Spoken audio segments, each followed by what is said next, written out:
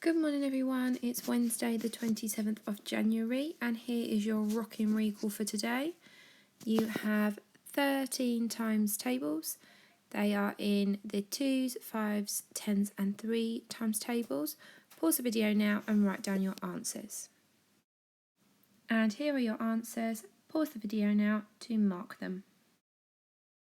Here is your place value activity for today. You need to add the hundreds, tens and ones together to find a total. Pause the video now to work out these 6 answers. And here are your answers to this morning's place value activity. Pause the video now to mark your answers. Here is your geometry challenge for today. You have 3 clues and you need to decide what the shape is. Clue number 1. I have 5 faces, 2 of these are triangular. Clue number 2, I have 6 vertices. Clue number 3, I have 9 edges. What am I? Pause the video now to have a think. And the mystery shape is a triangular prism. Our learning objective today is to be able to identify equivalent fractions. To be successful, we need to know what the word equivalent means. We need to know that a fraction is a part of a whole, and we need to be able to find fractions that are equivalent to each other.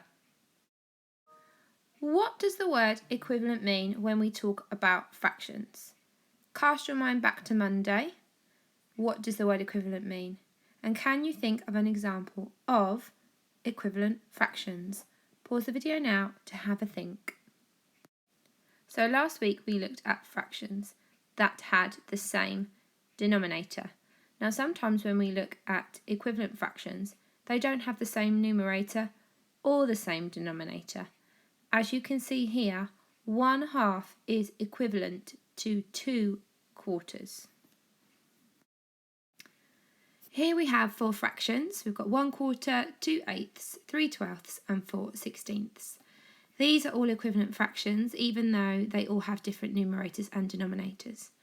They show that the same amount of the bar has been shaded overall. If we look at 4/16, 16 parts make up our whole, and 4 have been shaded. If we look at our quarters, 4 quarters make up our whole, only 1/4 has been shaded. It's still the same amount, even though the fractions are different. The fractions are equivalent, they are equal. Here we have 3 more equivalent fractions. We have 1/5, 2/10 and 3/15. Even though the numerators and denominators are different, they are still equivalent fractions. Your challenge in maths today is to create a fraction rule to show equivalent fractions. As you can see at the top, we have our first part in our fraction rule and it says 1/2. What do you think I should write in the second row? Why is it split into 2?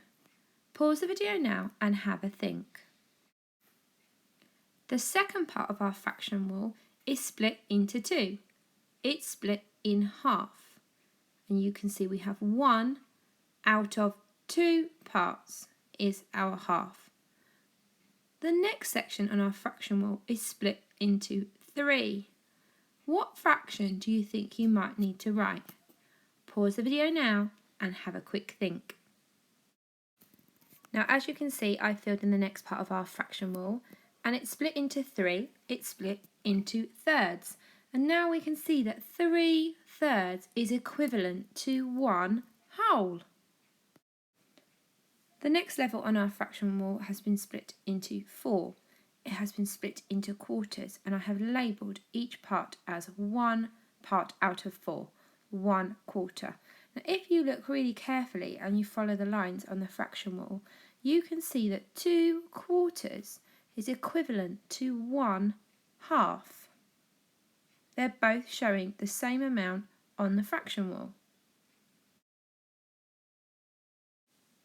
You should have received a daily email from your teacher with your Teams links and YouTube links that you need for today. There will also be an attachment of a blank fraction rule for you to use. You can either print it or you can use it as a template. Another way you can make your fraction wall much clearer is to use colouring pencils and colour in each part of your fraction wall in one colour. So the whole would be one colour, your halves would be a different colour, and you can quite clearly see which fractions are equivalent to each other. Pause the video now and have a go. Find out which fractions are equivalent to each other, and I'd love to find out what you found out. When you press play, you'll be able to see a picture of what a fraction wall should look like and your plenary question to follow. And here is an example of a very colourful completed fraction wall. As you can see, the more parts within the whole, the smaller the parts get and the more there are. And for your plenary question today, I'd like you to use your fraction wall to decide if the following statements are true or false.